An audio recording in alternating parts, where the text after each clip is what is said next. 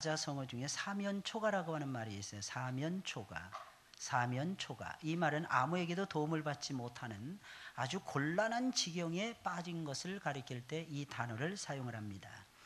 옛날 초나라의 항우가 한나라의 유방과 천하의 패권을 놓고 싸울 때에 항우의 군대의 사면을 둘러싼 한나라의 진영 쪽에서 들려오는 초나라의 노래소리를 듣고 초나라의 군사들과 항우라고 하는 사람이 이미 항복한 줄 알고 이제 끝났다, 정복을 당했다 이렇게 생각을 하고 놀랐다는 데서 유래된 한자 성어인 것입니다. 이 사자성어의 문자적인 뜻은 사면에서 들려오는 초가니까 초나라의 노래라고 하는 뜻입니다. 당시의 항우는 한신이 이끄는 당시 최고의 장사가 항우였습니다. 우리 잘 알죠? 장기판에서 한나라 초나라가 싸운다는 거 잘 아시죠? 그때 만들어진 것입니다.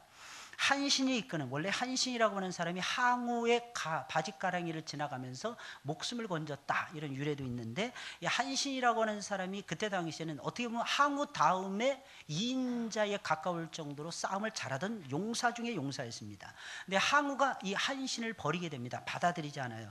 이 한신이 누구에게로 갔느냐? 유방이에게로 갑니다. 한나라의 이 왕이었던 유방. 그러나 처음에는 계속해서 초나라가 이기는 거예요. 이때도 마찬가지였습니다. 사면초가라고 하는 노래가 불려질 때만 해도 초나라가 한나라를 거의 정복할 것이다, 이제 끝났다 이렇게 생각되는데, 한나라의 유방이를 중심으로 해가지고 장량의 간계와 술책이 어우러지고 한신이라고 하는 맹장의 이 용기가 덧붙여져서 결국에는 전세를 완벽하게 뒤집으면서 한나라가 천하를 통일해버리는, 한나라가 초나라를 부수어버리는 놀라운 역사를 일궈내고야 맙니다. 이 한신이 이끄는 유방의 군대에 겹겹이 항우가 에워싸여져 있었는데 군사들도 줄어들고 있었고 군량민마저도 떨어져 가고 있었습니다. 그런 상황에서 한나라의 진영 쪽에서 초나라의 노래가 한밤중에 흘러나오는 것이었습니다. 그 소리를 들은 초나라 군사들은 그리운 고향의 향수에 젖어서 그 노랫소리에 눈물을 흘리면서 앞을 다투어 도망을 치기 시작을 했으며, 그 노랫소리를 들은 천하 제1의 장수인 항우 역시 한나라가 초나라를 정복한 줄 알고는 소스라치게 놀라고야 말았습니다. 그러나 그것은 유방의 군사였던 장량이라고 하는 사람의 간교한 술책에 불과했습니다. 결국 그 술수에 말려든 항우는 고향 땅이 보이는 오강이라고 하는 강물 앞에서 스스로 목숨을 끊어버리고야 말았습니다. 그때 이 항우의 나이가 31살밖에 안 되었다고 합니다.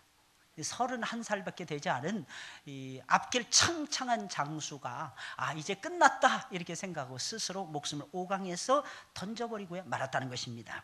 그러나 항우와 똑같이 사면초가의 위기에 빠져 있었던 다윗은 항우처럼 비참한 최후를 맞이하지 않았습니다. 역시 신앙이 있는 사람과 신앙이 없는 사람은 여기서 차이가 나오는 것입니다.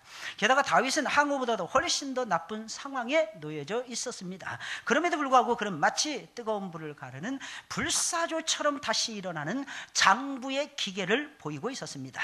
당시에 다윗은 악한 자의 음모에 걸려들어서 모든 것을 다 잃어버린 상태였습니다. 사면초가도 그런 사면초가가 없었습니다. 그는 주변 사람들의 악담을 들어야만 됐으며 가까운 친구의 배신으로 인해서 2중 3중의 고통을 겪고 있었습니다. 게다가 그는 중병까지 앓고 있어서 몸도 제대로 가눌 수가 없는 처지였습니다. 자기가 직접 전장에 나가서 진두지휘를 해도 이길까 말까 하는 상황이었는데, 그의 몸은 처절한 질병으로 인해서 자기 몸 하나도 가눌 수가 없는 이런 중병의 다윗이라고 하는 사람이 걸려 있었다고 하는 사실입니다. 항우는 몸이라도 성했지만 다윗은 몸과 마음이 모두 망가져 있었던 것입니다. 그럼에도 불구하고 다윗은 그런 사면초가 가운데서 불사조처럼 일어났던 것입니다. 이유가 무엇입니까? 그의 마음속에 하나님을 믿는 믿음이 있었기 때문입니다. 이유가 무엇이겠습니까? 그의 마음속에 하나님을 향한 뜨거운 사랑이, 뜨거운 열망이 계속해서 일어나고 있었기 때문이라는 것입니다. 여러분, 이유가 무엇이었겠습니까? 가장 중요한 이유가 있었는데, 그것은 뭐냐면 하나님을 향해서 기도할 수가 있었다는 거예요. 기도할 수가 있었다는 거예요. 여러분, 이것이 차이라는 것입니다. 성도의 무기가 무엇입니까? 기도할 수 있잖아요. 기도할 수 있잖아요. 사랑하는 여러분들, 믿으시길 예수님의 이름으로 축원을 드립니다. 여러분, 성도의 파워가 어디에서 나오는 것입니까? 기도에서 나오는 거예요. 기도하지 않으면 아무런 힘이 없습니다. 새벽에 나오셔서 졸리시죠? 어떤 때는 졸려서 이렇게 기도가 안 나오시죠? 여러분, 그런다 할지라도 새벽에 나오시는 것만 해도 하나님이 기뻐하십니다. 왜냐하면 다른 사람들은 다 잠자고 있잖아요. 근데 그 시간에 나는 나와서 하나님 앞에 깨어있더라는 것입니다. 그 사실만 보더라도 하나님께서는 소중하게 여기시고 기뻐하신다는 겁니다. 게다가 우리 교회는 지하 1층에 내려가고 2층에 내려가면 방이 많아요. 방이 많아요. 새벽에 일찍 일어날 수, 장담할 수 없는 분들은 오셔서 주무시기를 바랍니다. 오셔서 주무시고 다음 날을 기약을 하는 것입니다.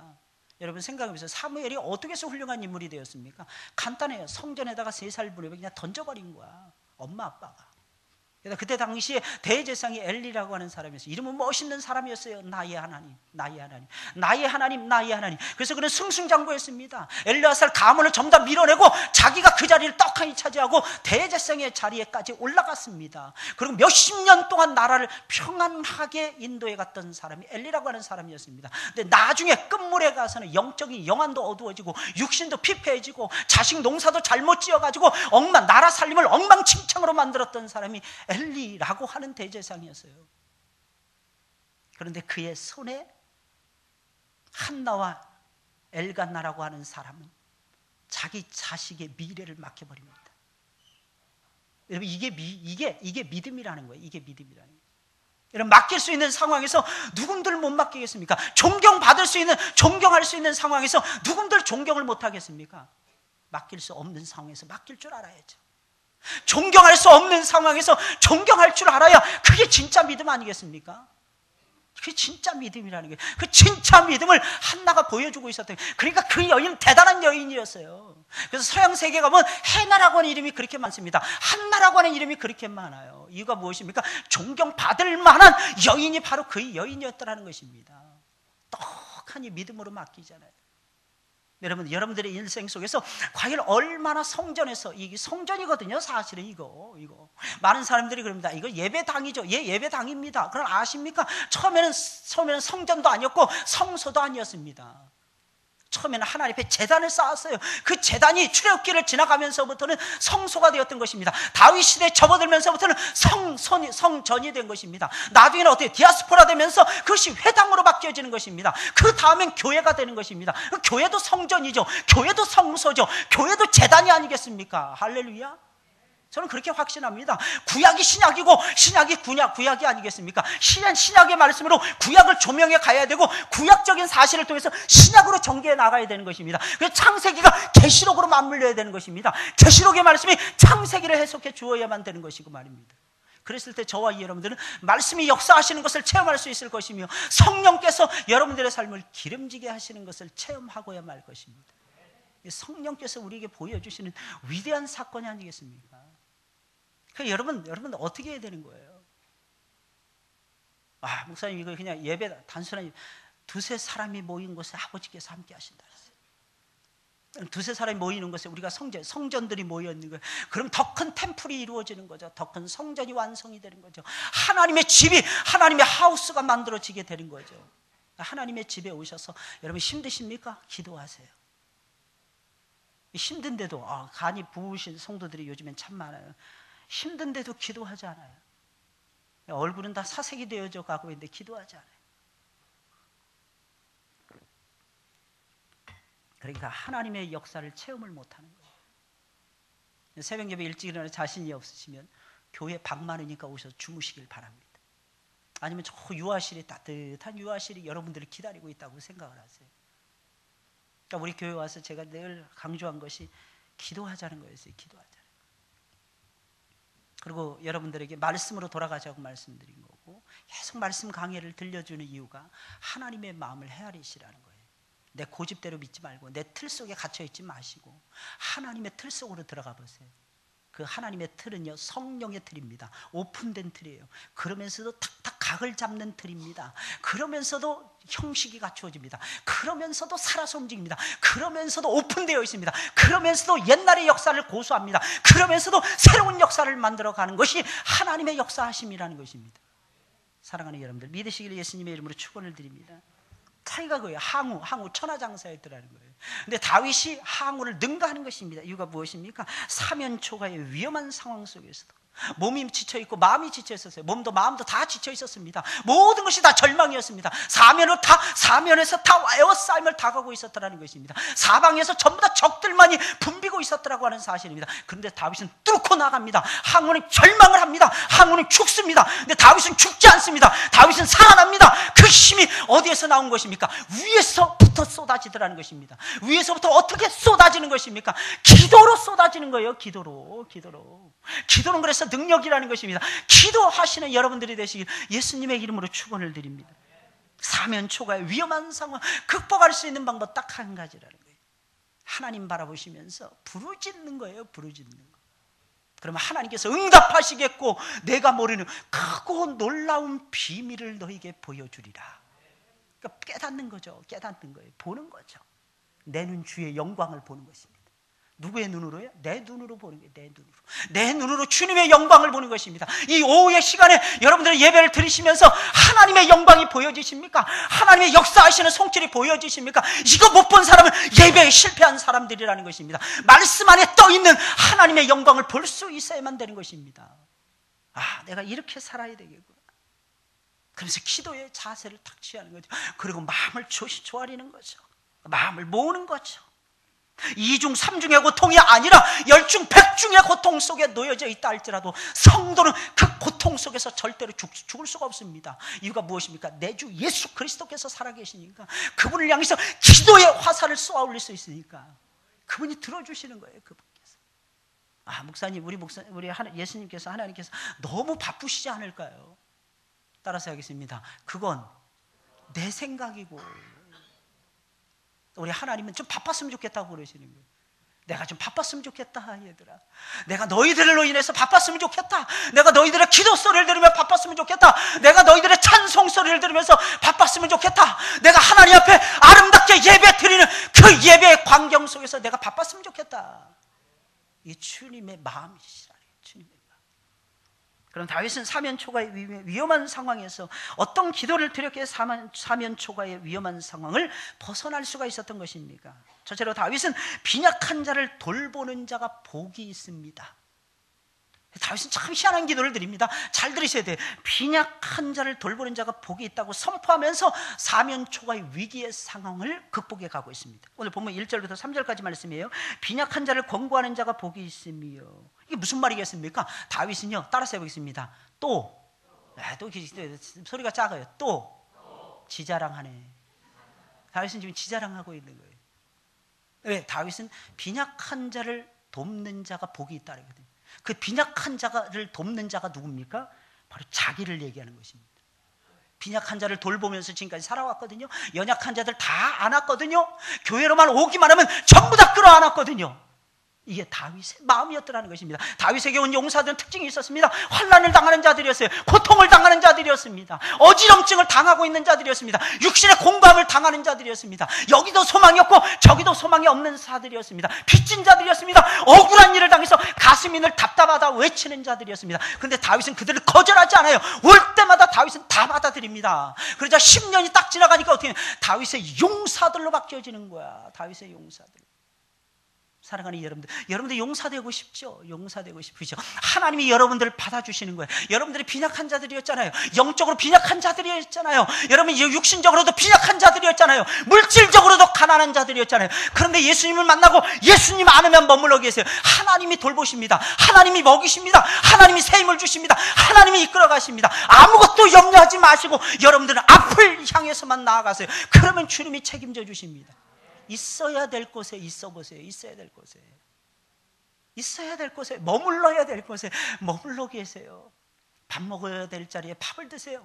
여러분 예배 드려야 될 자리에 예배 드리세요. 셀 예배 드려야 될 자리에 여러분 지켜보세요. 여러분 기관 모임 가질 때 기관 모임에 열심히 참여해보세요. 토요일마다 청소할 때 열심히 한번 움직여보세요. 하나님이 여러분들 건강 주십니다. 하나님의 성전을 갈고 닦는데 하나님이 어떻게 건강을 안 주시겠습니까? 맨날 미꾸라지 빠지듯이 요리조리 빠져나가는 거예요. 그게 좋은 줄 아는 거예요. 다윗은 위기의 상황에서도 뭐가 옳고 뭐가 그른지를 알고 있어요. 우리는 사실 떨면서 다 까먹잖아요. 다 잊어버리잖아요. 어떻게 이러다가 그냥 판나버리잖아요. 근데 다윗은 그러지 않았더라는 것입니다. 다윗은 다 구분을 지게 빈약한 자를 돌보는 자가 복이 있도다. 또 이게 뭐라고요? 이게 뭐라고요? 지자랑하고 있는 거예요. 지자랑. 하나님, 내가 의인입니다. 내가 지금까지 빈약한 것들만 골라서 돌봤습니다. 내가. 다윗은 그걸 지금 이야기를 하고 있는 거예요.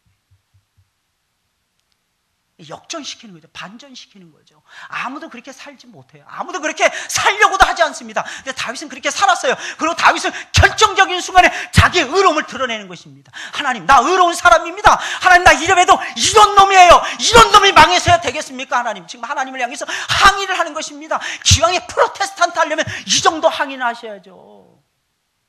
그래야 하나님이 결정적인 순간에 도와주실 것이 아니겠습니까? 재앙의 날에 여호와께서 저를 건지시리로다. 여호와께서 저를 보호하사 살게 하시리니 저가 세상에서 복을 받을 것이라.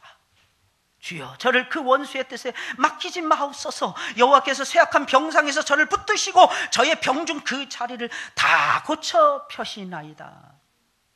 이 다윗은 정말 대단한 사람이 대단해. 빈약한 자, 가난하고 힘없는 사람들을 얘기하는 거예요. 그들을 외면하지 않았다는 거예요. 권고한다, 동정하는 마음을 가지고 살펴주고 돌본다는 뜻입니다. 여러분, 어떤 사람이 복 있는 사람입니까? 빈약한 사람들, 연약한 사람들, 가난한 사람들, 없는 사람들을 업신여기지 않는 사람들이 복이 있는 사람들이라는 것입니다. 우리 하늘문교회는 그 방향, 그 디렉션, 그 노선을 절대로 놓쳐서는 아니 될 것입니다. 그것이 무엇입니까? 선교와 구제와 장학에 집중하는 것입니다. 이게 하나님의 뜻이에요. 이게 하나님의 뜻이라는 거예요. 여러분, 왜 빈약한 자를 돌보는 사람이 복이 있는 것입니까? 빈약한 자들을 돌봐줘봤자 나중에 뺨이나 안 맞으면 다행입니다. 여러분, 해보셨습니까? 해보면 좋은 소리 못 들어요. 전 많이 해봤어요. 좋은 소리 못 듣더라고요. 그런데 왜 그런 자들을 돌보는 것이 복이 있다는 것입니까? 그렇게 하다 보면 우리도 똑같은 상황에 처할 때가 언젠가는 있는데, 그때 하나님께서 내가 빈약한 자를 도왔던 그 사실에 기초해서 나를 도와주시는 것입니다. 사실은요, 보험 드는 거예요. 인슈런스 드는 것입니다. 그리고 딱 맡겨놓는 거야. 하나님 앞에 보험 드는 거야. 하나님, 나 지금 보험 들래요. 내가 위기에 처했을 때 하나님 나를 돌봐주세요. 하나님이 개입하신, 똑같은 상황에서 하나님이 개입해서 하나님이 나를 건져주실 것이며 나의 생명을 유지시켜 주실 것이며 내가 그에게 베풀었던 것 이상으로 하나님께서 나에게 복을 부어주신다는 것입니다. 그래서 우리 성도들은요, 어떻게 살아야 되냐? 난 믿습니다, 믿습니다, 이러고만 살면 안 됩니다. 선한 일을 해야 되는 거예요. 우리 선한 일에 집중해야 되는 것입니다. 이유가 무엇입니까? 예수님이 그렇게 하셨기 때문이고, 둘째는 우리가 그렇게 해야만이 우리가 하나님 앞에서 아름다워질 수 있고 거룩해질 수 있고, 마침내는 우리가 위기의 상황에서 하나님의 도와주시는 역사하심을 체험할 수가 있다는 것입니다. 다윗은 그 사실을 알고 있었어요. 어떤 분들은 노년에 복이 있죠? 이유가 무엇입니까? 젊은 날에 그렇게 잘 살았기 때문입니다. 하나님 정확하세요. 하나님 정확하십니다. 이전에 그럼 목사님, 나는 힘들게 사는데 무슨 지금부터 그렇게 사셔야죠. 여러분들이 할 수 있는 최고의 선이 무엇입니까? 교회와 목사를 위해서 끊임없이 기도하는 것입니다. 할 수 있는 것이 여러분, 그러면 목사의 복을 받아요. 목사의 상을 받습니다. 그래서 연세 많으신 어르신들은 저하고 똑같은 음식을 자실 수가 있습니다. 할렐루야. 저절로 떨어지는 것이 아니에요. 저절로 심어야 오는 거예요. 심어야. 하나님은 심는 것을 기대하고 계십니다. 안 심으면 말짱 황이 되는 거예요. 말짱 도루묵이 되는 것입니다. 안 심으면 말짱 꽝이 되는 것입니다. 어떤 사람은 뭘 해도 안 돼. 뒤로 넘어져도 코가 깨져. 그런 사람도 있어요. 어떤 사람은 그냥 쉽게 지나갑니다. 뭘 해도 다 돼. 이유가 무엇이겠습니까? 하나님이 위에서 부어주시니까. 차이가 있는 거예요. 차이가 있는 거예요.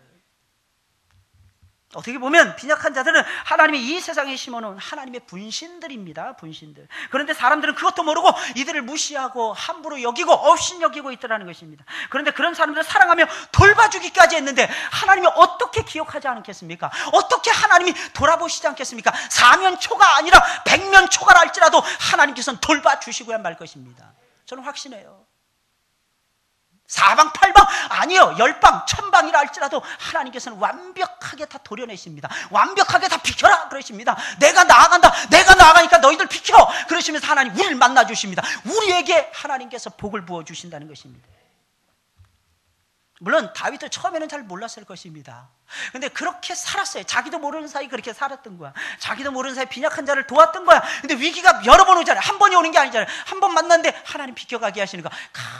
생각해 보니까 내가 그랬었구나. 내가 의인답게 살았구나. 그러면서 다윗이 생각이 나는 것입니다. 내가 더 살아야지. 물론 다윗이 부족한 면이 많았습니다. 근데 결정적인 순간 위기에 몰렸을 때는 내 부족한 것만 생각하면 절대로 안 됩니다. 뭘 먼저 생각해? 내가 내세울 만한 것이 무엇인가를 찾아내야 됩니다. 내가 자랑할 만한 것이 무엇인가? 내가 장기가 무엇인가? 우리 인생에서 먼저 찌그러들기 시작하잖아요. 그러니까 안 되는 거예요, 여러분들. 먼저 찌그러들지 마세요. 두 번째 찌그러들으세요. 첫 번째는 의기양양하게 나가야 됩니다. 하나님 나를 불쌍히 여기세요.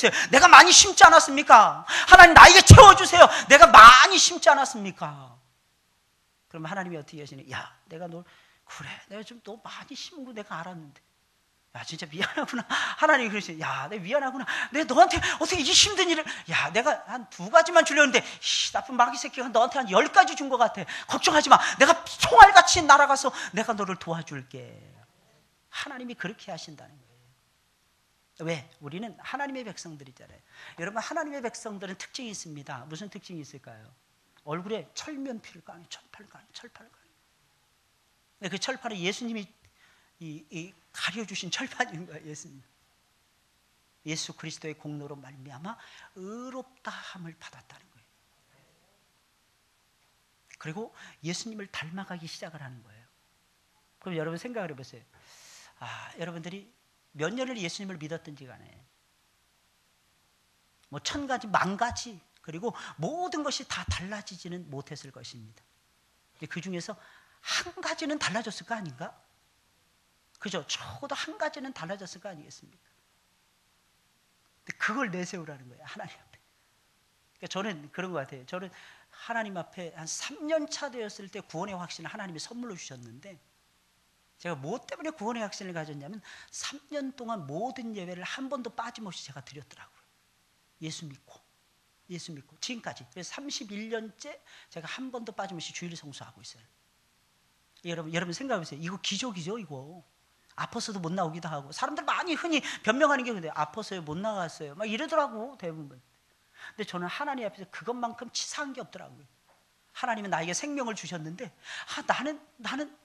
나는 내 몸뚱아리 가지고 좀 지치다고, 좀 힘들다고, 좀 어렵다고 예배를 등하신다. 이게 하나님 앞에서는 부끄러워서 견딜 수가 없더라고요.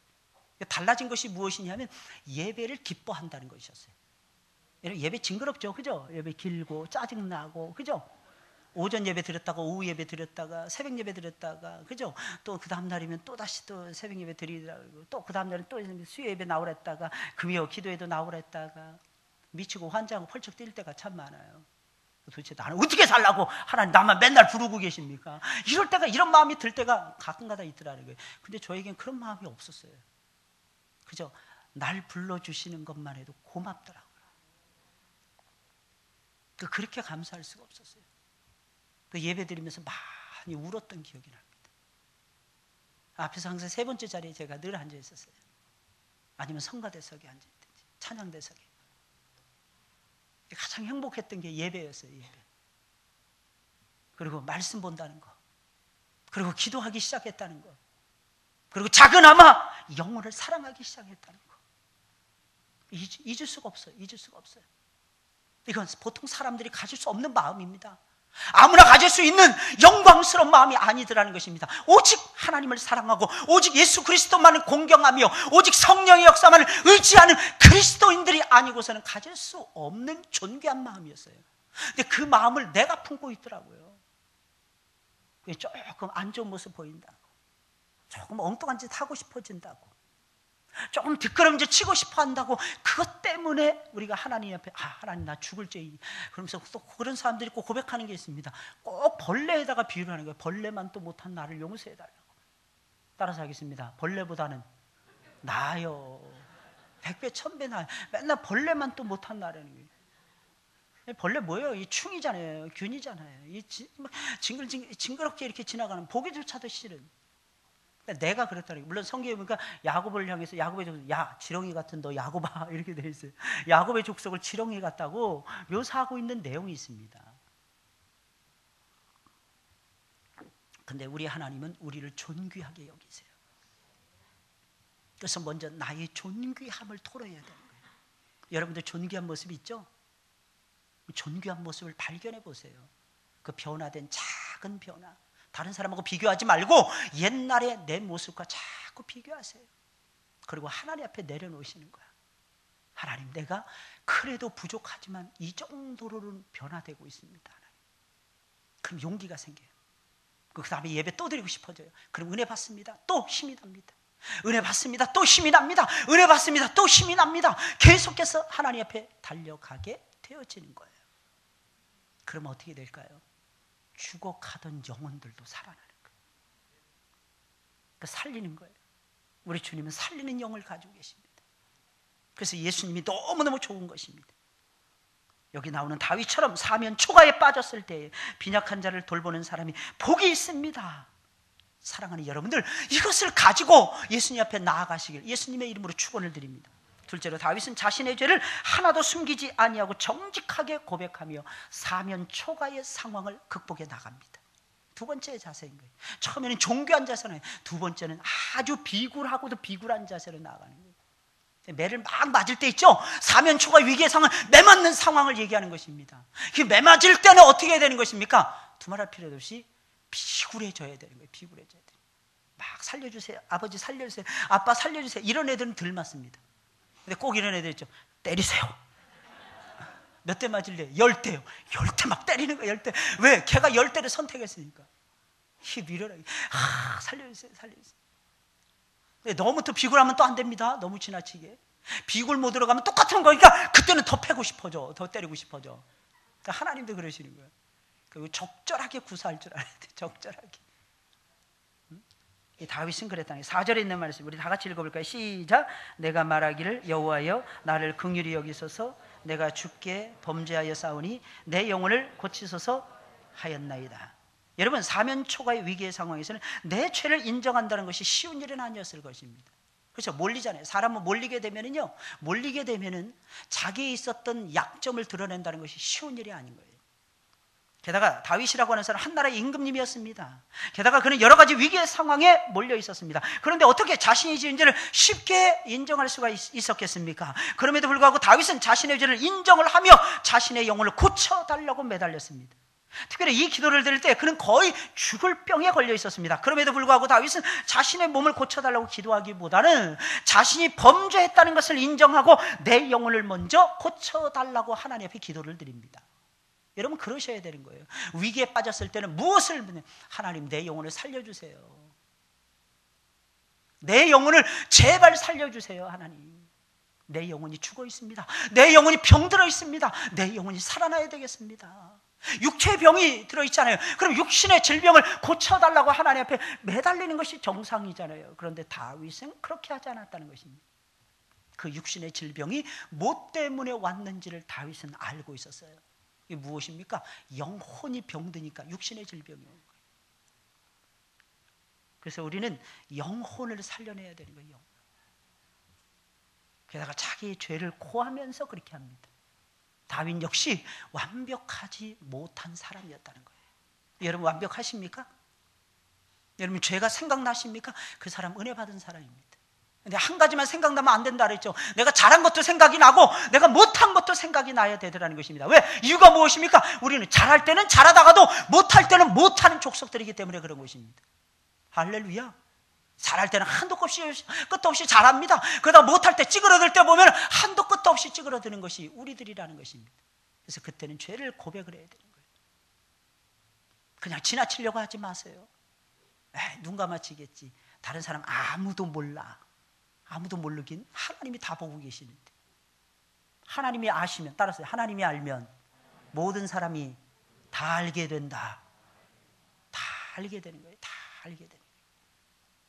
그래서 어떤 때는 제가 설교하다가 어떤 때는 이렇게 좋은 면만 얘기하는 것이 아니라 나쁜 부분들도 이야기를 해드립니다. 여러분, 그것은 무엇입니까? 하나님이 아시기 때문이에요. 그리고 여러분들이 언젠가는 제 약점과 부족함을 다 아실 것이기 때문에 말씀을 드리는 거예요. 다 아실 거 아니겠어요? 하나님이 아시는데, 하나님이 알려주시는데, 하나님이 우리 귀에다 대고 자꾸 가르쳐주는데, 야, 저 사람 잘 봐라, 저 사람이 요거 모자란다, 저거 이럽니다. 그래서 우리가 판단을 내릴 수 있는 거예요. 그죠? 딱 봤을 때, 한번 딱 봤을 때, 이 사람은 나쁘다, 이 사람은 좋다, 쉽게 분별할 수가 있습니다. 할렐루야. 하나님이 안에서 자꾸 속삭여 주시는 거야. 야, 너 잘 봐라, 잘 봐라. 저 사람 봤을 때 참 미남이야. 근데 속은 더럽다. 하나님이 그러시는 거야. 속이 정말 더러워. 하나님 어느 정도 더러울까요? 네 속보다 더러워. 하나님 그러시는 것 같아. 언젠가 어떤 때는 그러시는 것 같아. 저 사람은 정말 모가처럼 못생긴 것 같아. 근데 속은 청결하다. 하나님 어떻게 하세요? 저보다도 청결합니까? 너보다 더 청결해. 하나님 그거 있을 수 없는데. 아니야, 너보다 더 청결해. 내가 저놈의 속을 아는데 저 속이 예수님으로 충만해 있다. 겉으로 보기에는 모가처럼 아무 멋있는 부분이 없는 거예요. 그런데 하나님은 속을 들여다보시는 거예요. 그 인정을 받는 사람이 10년 후에 일꾼 되는 것입니다. 그 인정받는 사람이 20년 후에 하나님의 손에 붙들려서 위대하게 쓰임을 받게 되는 것입니다. 그걸 하나님이 가르쳐 주시는 거예요. 특별히 하나님 우리 속을 가르쳐 주시는 거예요. 우리 속을 우리가 가끔가다 들여다봐야 됩니다. 자주 들여다보지 마세요. 너무 실망하시니까. 가끔가다 들여다보세요. 가끔가다 잊을만 하면. 근데 옛날 우리 성년들은 하루에 3번 살피라 그랬죠. 우리 자신들을 하루에 3번씩. 그럼 우리 죽어요. 왜? 아무리 봐도 선하고 아름다운 모습은 안 보이니까. 하루 3번 이잡듯이 들면 똑같은 것만 반복되지 다른 거 새로운 것이 나오지 않더라는 것입니다. 그러면 여러분 회개하시고 엎드리셔야 되겠죠. 어떤 사람은 거기에 성을 냅니다. 하나님이 안 받겠다. 그러면 성질을 냅니다. 누굽니까? 가인이었어요. 그래서는 안 됩니다. 하나님 내가 왕이 되고 싶습니다. 압살롬 같은 경우 자기가 왕이 되고 싶어 한 거예요. 망합니다. 아도니아 같은 경우 자기가 왕이 되고 싶어서 유다족 속의 사람들의 장로들의 마음을 다 사고 신하들의 마음을 홀라당 다 훔쳐버립니다. 왕이 안 됩니다. 이유가 무엇입니까? 위에서 하나님이 결제를 내려주셔야만이 하나님의 종이 될 수 있는 거예요. 이 사실 여러분들이 아셔야 됩니다. 이 사실 여러분들이 아셔야 돼요. 우리는 생각하기를 이 정도면 돼. 그건 다 내 생각이라는 거예요. 하나님이 쓰시는 사람 다릅니다. 하나님이 12제자를 통해서 만천하에 다니면서 복음을 증거하라고 예수님 분명히 말씀하셨어요. 그런데 12제자를 통해서는 안 된다는 것이 하나님 아버지의 생각이었습니다. 그래서 어떻게 합니까? 사도 바울을 픽업하는 거예요. 바나바를 픽업하는 것입니다. 다시 헬라의 문화권에, 다시 로마의 문화권에, 다시 스페인의 문화권에, 다시 이방의 문화권에 던져버립니다. 그리고 복음의 역사를 이루어 가십니다. 이게 하나님의 작품인 거예요. 하나님의 작품. 사랑하는 여러분들, 성경을 제대로 잘 보세요. 늘 가까이 하시면서 하나님이 여러분들의 죄 보이게 할 때 엎드리세요. 하나님 아닙니다. 거절하지 마세요. 내가 어찌하여 숨었느냐. 하나님 내 죄가 보여서 숨었나이다. 이렇게 말을 해야 됩니다. 하나님 내 죄가 너무 커서 내가 숨었습니다. 그리고 하나님 앞에 죄를 가지고, 그러나 하나님께서 말씀하십니다. 그 죄를 가지고 나에게 나오 다오. 하나님 말씀하십니다. 이유가 무엇입니까? 그게 성령의 불쏘시기가 된다니까. 그게 성령이 역사하시는 근거가 된다니까요. 하나님 회개한 사람의 영혼, 그 고백을 불쏘시개로 사용하시는, 장작으로 사용하시는 거예요. 활활 타오르게 만드는 것입니다. 그래서 나중에 다윗이 어떻게 돼요? 불사조가 되는 것입니다. 죽지 않는 새가 되었더라는 것입니다.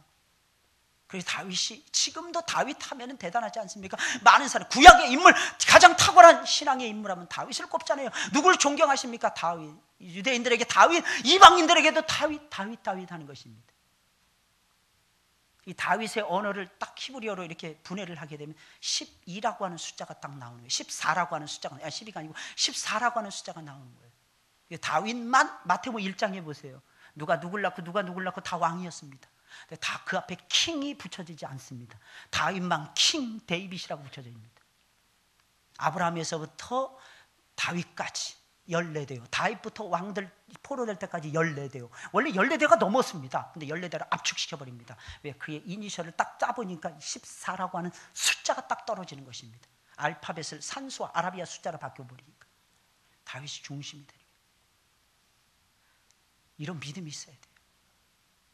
사랑하는 여러분들, 여러분들의 죄를 숨기지 마세요.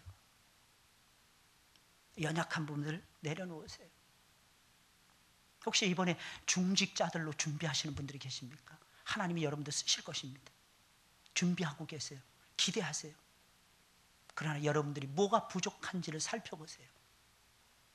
앞으로 3주밖에 남지 않았습니다. 3주 후에 공동회의를 통해서 이번 한 주간 동안 제가 내내 금식하면서 기도할 것입니다.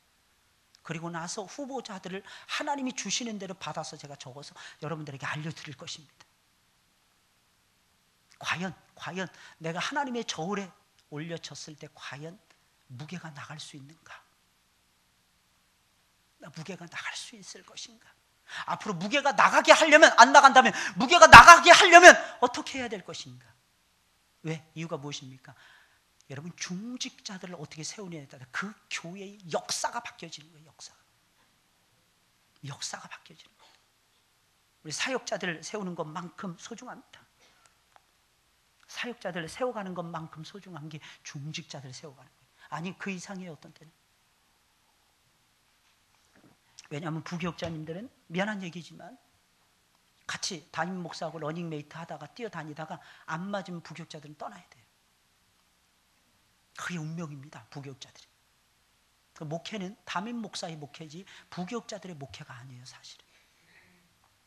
근데 중직자들은 저하고 같이 죽을 때까지 같이 가는 거예요. 죽을 때까지. 여러분 생각을 해보세요. 어떤 중직자들이 세워져야 되는가? 자, 보세요. 그림같이. 나는 어떤 중직자가 될 것인가? 성경의 인물에서 한번 찾아보세요. 나는 어디에 가까운 인물인가?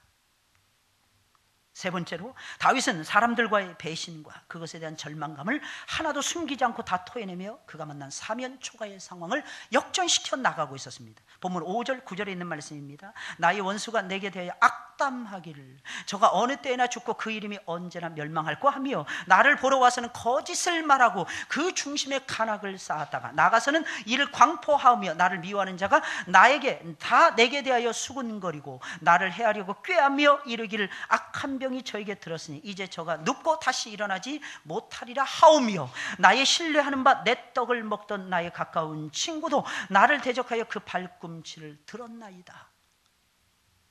여러분, 살다 보면 이럴 때가 있습니다. 물론 이런 일이 일어나지 않으면 좋겠지만 인생이라는 것이 어디 그렇습니까? 살다 보면 내가 원치 않더라도 이런 일이 일어날 때가 있는 것입니다. 그런데 만약에 이런 일이 가장 가까운 친구, 가장 가까운 아들, 가장 가까운 사람의 배신으로 일어났다. 여러분 가정해 보세요. 아니, 실제로 일어나고 있습니다. 얼마나 괴로웠겠습니까? 얼마나 슬퍼했겠습니까? 얼마나 힘들었겠습니까? 여러분들. 왜냐하면 그런 일이 일어나게 되면 가장 가까운 사람들부터 의심을 해야 됩니다. 이런 일이 벌어지면 가장 가까운 사람, 믿을 수 있었는데 그 다음부터 믿지를 못하게 되는 거예요. 이게 제일 어려운 거예요. 이게 제일 힘든 것입니다. 이게 리더를 가장 절망에 빠뜨리는 일이라는 것입니다. 누구를 믿어야 할지 알 수가 없기 때문입니다. 누구를 믿고 누구와 나눌 것인가? 사실 육신의 질병이나 생활의 공고함으로 인해서 어려운 상황에 빠지는 것보다도 가까운 사람에게 배신을 당하여 어려움에 빠질 때가 훨씬 더 견디기 어려운 것입니다. 그런데 승승장구하던 다윗에게도 이런 힘든 일이 일어나서 어쩔 수 없이 힘든 시간을 보내야 될 때가 있었다는 것입니다. 그가 가장 사랑하는 아들이 그를 배신한 것입니다. 그가 병든 틈을 타서 반란을 일으켰던 것이며 그 아들의 곁에는 그가 제일로 사랑하고 아끼던 모사, 최고의 군사였던 아히도벨이라고 하는 사람이 그의 아들과 함께하고 있었습니다.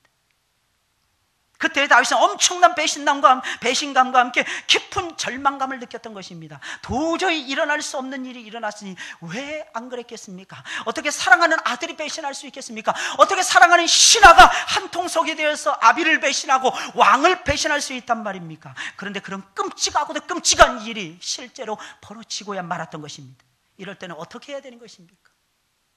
이럴 때는 여기 나오는 다윗 왕처럼 하나님 앞에 나아가서 사람들을 배신하는 역사, 그에 대한 절망감을 그대로 토로를 하셔야만 되는 것입니다. 그러면 답답했던 마음이 일단 후련해질 것입니다. 하나님께 막 쏟아부으니까 상한 마음이 위로를 받게 될 것입니다. 이유가 무엇입니까? 하나님은 상한 마음에 위로를 던져주시는 분이시니까. 우리는 그때도 알아야 돼요. 그때도 하나님을 바라보는 거예요. 이게 다윗의 모습이에요. 리더는요, 하나님만 미친 듯이 바라봐야 되는 거예요. 그래서 앞으로 우리 교회 중직자들은 하나님만 바라봐야 됩니다.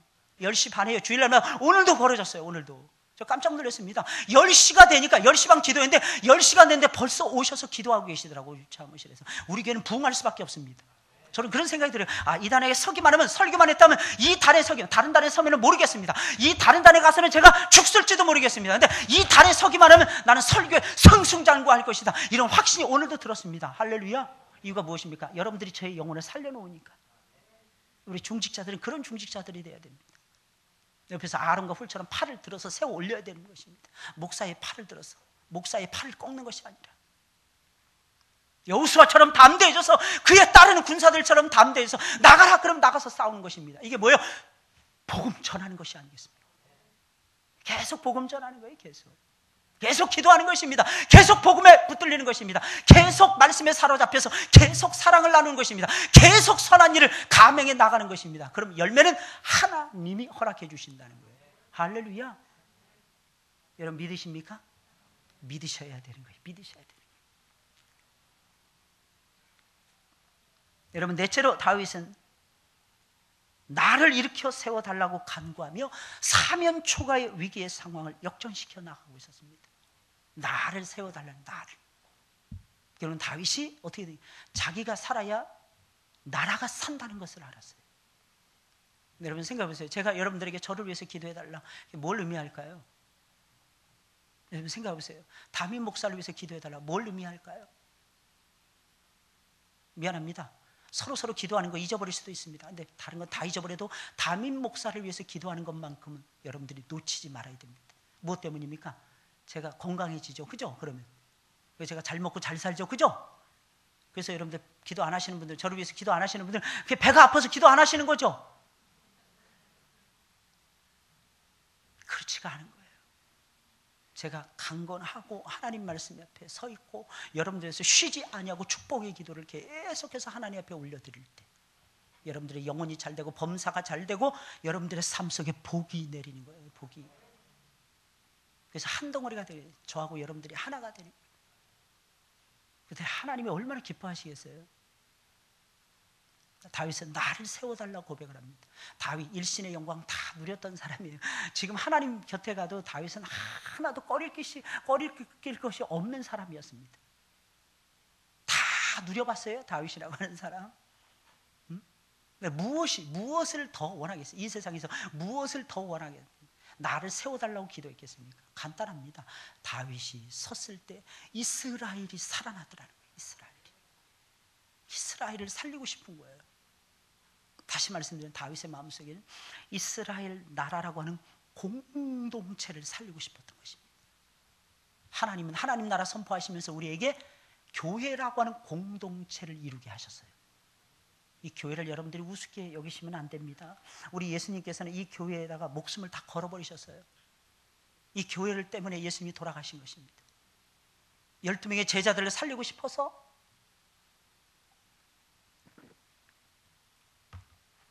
수많은 세상의 사람들을 몽땅 다 살리고 싶어서가 아니라 이 공동체, 거룩한 공동체, 아버지의 몸, 하나님의 몸을 이루어가야 될 이 거룩한 공동체를 살려놓기 위해서 우리가 생각하기에는 우리 교회 한 200 몇십 명 모이는 작은 교회다. 여러분들이 절대로 그렇게 생각하시면 안 됩니다. 이 교회는 하나님이 피로 값주고 사신 하나님의 교회입니다. 그래서 이 교회가 상하지 않도록 해야 돼요. 이 교회가 절망에 빠지지 않도록 해야 됩니다. 이 교회가 승승장구하도록 저와 여러분들이 역사해야 되는 것입니다. 일해야 되는 것입니다. 뛰어다녀야만 되는 것입니다. 그때 여러분들의 마음속에 하나님이 넣어주신 기쁨이 샘솟듯이 일어나게 되는 것입니다. 그러면 세상에 나가서 뭘 해도 잘 될 것입니다. 할렐루야. 이유가 무엇이겠습니까? 하나님이 우리와 함께 하시니까. 여기서 우리는 느끼는 것입니다. 보세요. 10절 13절에 있는 말씀 보세요. 그러하오나 주 여호와여 나를 긍휼히 여기시고 일으키사 나를 불쌍히 여기시고 나를 살려달라는 것입니다. 나로 저희에게 보복하게 하소서. 오해하지 마세요. 다윗이 그런 보복에 붙들려서 이런 기도를 드리나? 그렇지 않습니다. 다윗은 진정한 보복이 무엇인지를 알았습니다. 그 진정한 보복이 무엇입니까? 사람들을 부추겨서 못된 짓을 하게 하는 마귀에게 철퇴를 가하는 것입니다. 이게 다윗이 생각한 보복이었어요. 사람들을 부추겨서 사람들로 하여금 엉뚱한 짓거리를 하게 하는 마귀에게 철퇴를 내려버리는 것입니다. 다윗은 그 철퇴가 무엇입니까? 다윗에게 욕하고 다윗에게 악담하고 다윗을 넘어뜨리려고 하는 그 사람들을 불쌍히 여기는 것입니다. 그리고 그 사람들을 다시 하나님의 품으로 불러들여서 하나님의 사람으로 만들어 가는 것을 다윗은 생각이 보복이라고 생각을 했어요. 사랑하는 여러분들, 여러분들의 보복이 무엇입니까? 세상에 대해서 보복하셔야죠. 할렐루야. 그러려면 어떻게 됩니까? 세상에 있는 사람들 다 불러 모아야죠. 어떤 때는 발로 뛰어다니면서 불러 모아야죠. 여러분들 발이 닳도록 뛰어다녀야 되는 것입니다. 그 전도야. 그게 전도야. 아니면 여러분들에게 맡겨진 영혼들이 있잖아요. 우리 세련들이 이 사람은 당연히 이번 주에 안 나올 사람이 또 안 나왔네. X. 늘 나오는 사람 이뻐 죽겠네. 동그라미. 그러라고 셀 장녀 위치에 여러분들 세우는 것이 아닙니다. 여러분들이 이 세상 살아가는 동안 주님의 마음을 배우셔야죠. 그 주님의 마음이 목자의 마음이에요. 목자의 마음이라는 게. 그러니까 이 사실을 우리가 잊어서는 안 되는 거예요. 잊지 마세요. 6.25 잊지 마세요. 하나님의 말씀을 잊지 마세요. 그리고 세워가는 거예요. 여러분들 자리 지키는 거예요. 나 한 사람 예배 나와봤자 아닙니다. 여러분들 한 사람이 안 보이다가 보이거나 아니면 늘 그 자리에 계시거나 그러면요 제 눈이 살아납니다. 어떤 때는 제가 설교하다가도 제가 지칠 때가 있어요. 지쳐가지고 말을 빨리 끝냈으면 좋겠다 이런 마음이 들 때가 있다. 근데 어떤 분이 딱 쳐다봤는데 막 환하게 웃는 거야. 어떤 분은 막 울고 있는 거야. 그랬을 때 저는요 감동을 먹습니다. 더 해야 되구나. 더 해야 되구나. 10분만 더 하나님 힘 주세요. 더 해야 되겠습니다. 하나님. 저 영혼이 지금 하나님 말씀을 들으려고 하는데 하나님 내가 여기서 멈추면 되겠습니까? 하나님. 그럼 마음이 든다는 게 그런 마음. 살리는 거죠. 그러니까 여러분들 앉아 있다는 이것만 해도 목사에 살렸다가 죽였다가 막 하는 거야. 오자마자 맨날 졸아. 주님. 딴 데 보고 설교하겠습니다. 딴 데 보고 설교하겠습니다. 그러다가 안 볼 수가 없는 거야. 왜 졸고 있니? 또 불쌍하니까 또 보는 거야. 또 어떤 때는. 꼭 기억을 하세요. 나를 세워달라고 다윗은 기도한 사면 초가의 위기의 상황. 여러분들 만나고 계십니까? 여러분들 세워달라고 하나님 앞에 기도하세요. 여러분들이 살아야 여러분들 가정이 삽니다. 여러분들이 살아야 여러분 자녀들이 삽니다. 여러분들이 살아있어야만이 남편들이 언젠가는 돌아온다니까요. 언젠가는. 다 돌아오게 되어 있습니다. 할렐루야. 작년 말부터 시작해서 우리 남편들이 하나 둘씩 돌아오더라고. 할렐루야. 요 행렬, 요 바람 타실 줄 알아야 돼. 요 바람. 요 하나님이 날이면 날마다 오는 바람이 아닙니다. 하나님께서 이따가도 없어지게 할 수도 있는 바람이에요. 이따가 사라지게 하는 바람일 수도 있습니다. 옛날에 누가 바람 불렀죠? 바람 왜요? 이따가 없어지는 것이 바람이라는 것입니다. 이 바람 잘 타세요. 성령의 요 바람. 그래서 하나님 요때 우리 아빠 좀 불러주세요. 요때 한 번이라도 하나님의 음성을 들어보세요. 근데 모시고 와서 자기가 졸아.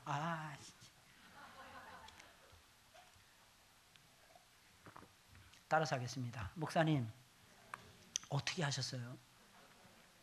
여기 서 있으면 다 압니다. 여기 서 있으면 다 보이게 돼 있어요. 사랑하는 여러분, 이번 한 주간도 꼭 승리하시길 바라고 사면 초가를 만나시더라도 기도드리세요. 기도하세요. 저는 기도할 것입니다. 계속해서 기도할 것입니다. 하나님이 우리 하늘문교회 역사를 일으키실 수 있도록. 그리고 우리 쓰임 받아야죠. 우리 일평생 짧은 인생 살아가잖아요. 귀하게 하나님의 손에 붙들려서 쓰임 받아야죠. 귀하게 쓰임 받으셔야죠. 우리 어르신들은 마지막 하나님 품에 가실 때 눈은 딱 부릅뜨고, 그죠? 하나님 내 영혼 받아주세요. 편안하게 죽음을 맞이하셔야 되고. 근데 모릅니다. 그게 순서가 없는 겁니다. 있는 동안에 기회가 주어졌을 때 기도 열심히 하시는 거예요. 안나 보세요. 100세가 다 되도록 기도했잖아요. 과부가 된 지 83년인가 84년이라 그랬어요. 100세가 넘도록 성전을 떠나지 않고 기도하시는. 우리 젊은 사람들도 마찬가지입니다. 젊은이들 맨날 졸고 있고 그래서는 안 돼요. 깨어 있어야 돼요. 우리 청년들이. 두 눈 부릅뜨고. 청년 시기에는 잠을 자야죠. 목사님. 더 키도 이제 다 큰 사람들이 무슨 잠을 자. 이제는 깨어 있어야지. 남 신경 쓰지 마. 나한테 하는 말이야. 나한테 하는 말이라니까. 다른 사람한테 쿡쿡 찔리지 마. 걔 안 졸았어. 걔 안 졸았다니까.